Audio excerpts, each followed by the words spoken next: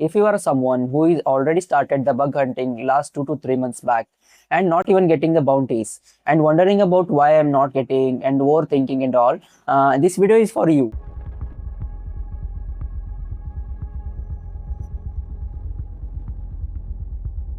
In this video, we're going to talk about top 5 mistakes that are done by the beginners. Mistake number 1. This is the most common mistake that are done by the beginners startingly, is not reading the scope properly and directly start hunting. Every bug hunting program has its own uh, rules and regulations, where the scope is nothing but here you have to understand that which are the domains, subdomains and infrastructures and networks are allowed to test for the bug hunting. For example, company like a Google can tell you that what are the domains that you can test, like example maps, photos, drives, and restricting all the other domains, subdomains.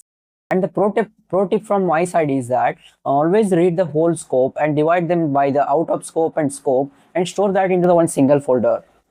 This is very important because you are doing here bug bounty with systematically and structurally, so that you cannot get confused in between. Mistake number 3, here beginners makes the one of the biggest mistake by choosing the attacks they're going to perform. Because whenever you are starting the bug bounty beginner, as a beginner, you should have to start with a simple attacks like misconfigurations, and also any code is or any sensitive data that is already outsourced by on the internet, like that. Before jumping into that, beginners will do the wrong things by choosing the attacks like RCE, remote code execution, XSS, and next one, SQL injection. These are the attacks where they pay the bounties so much, but beginners will startingly they are going to do that all attacks, and if it is not work, and they're going to shut it down. All that, always start with the vulnerability disclosure programs, so that you cannot feel demotivated. Demotivation is always out of source. Always be a discipline of what you are hunting. I have even seen the beginners doing the only finding the misconfigurations and code reveals in the all the internet, and or the any sensitive file that are revealed on the internet, and they get paid by the $500. And other side, starting the beginners only targeting such a big attacks, and after that they get demotivation and they will shut it down.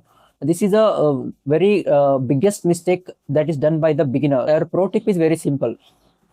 Look for any API keys that are leakaged online, or else any information that is already disclosed, which is very sensitive for an organization. And the next one, look for any misconfigurations that are done by the server side. Mistake number 3 is directly rushing to the attacking, means testing without having any proper reconnaissance. Recon is everything in bug hunting, because when you collect the data about the target, subdomains, domains, what are the servers they are running, and automatically you will find that where should I attack first.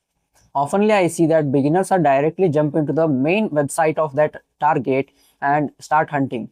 Before that, collect all the subdomains, and also API, if the API is available in that domain. Do reconnaissance very clearly. Reconnaissance is such a step where your half work is already done. As a professional bug hunting, I only spend the 60 to 70% of my time to only for the reconnaissance, mapping out every corner of that domain, and also making the folders. I just explained about, right? You have to make the structure, because you have to do that in the systematically, so that you don't get confused while testing the domain. And the pro tip of this mistake is spend as much as time to collect the information by doing the reconnaissance. Use the tools like Amass, Amass scanner, Shodan, and next one, the subfinder, which will give you the subdomains of that target. Okay, so that you have the very clarity of, after that you are going to have the very clarity of what to test first. Where should I test? Mistake number 4, writing the bad bug reports. This is a huge one. Even if you find a real bug, or else even if you find a P1 at the highest critical bug, if your report is not saying what is the effect of that bug to the organization, then your report is it is not valid. Okay, they will not even give you the single bug. They will not even give you the points. Okay, you just have to understand that it is a very important to mention in the report that what are the business impact that is happens after exploitation of this vulnerability. Good bug bounty report should include all the title, description of a vulnerability, and steps to reproduce it. The impact of bug and the proof concept like screenshots or the videos are very important. I have seen some reports by saying just that I have found the excesses on your website without any proof. Without any proof, bro, they will not even give you a single bug. That's not even a report. It's a waste of your time. So to avoid that all, follow the all the description, titles, proof of concept, submit that all in the systematically. Automatically your bugs get valid. The better your report, the better reward you get. And mistake number five. Mistake number five is giving up too quickly. Don't give up too quickly because bug hunting is not easy. There will be a days or a weeks or a months you are still finding the bug in on the website on the domain and you're still getting nothing and frustrating yourself, stressing yourself so much.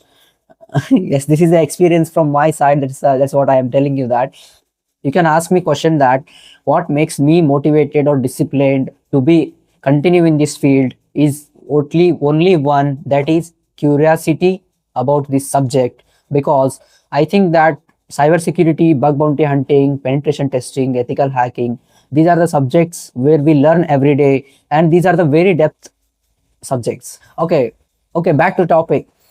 Build a correct routine so that you can, when you enter in that mode like a hacker mode, after that when you go for the hunting without getting any bug, there is no coming backs.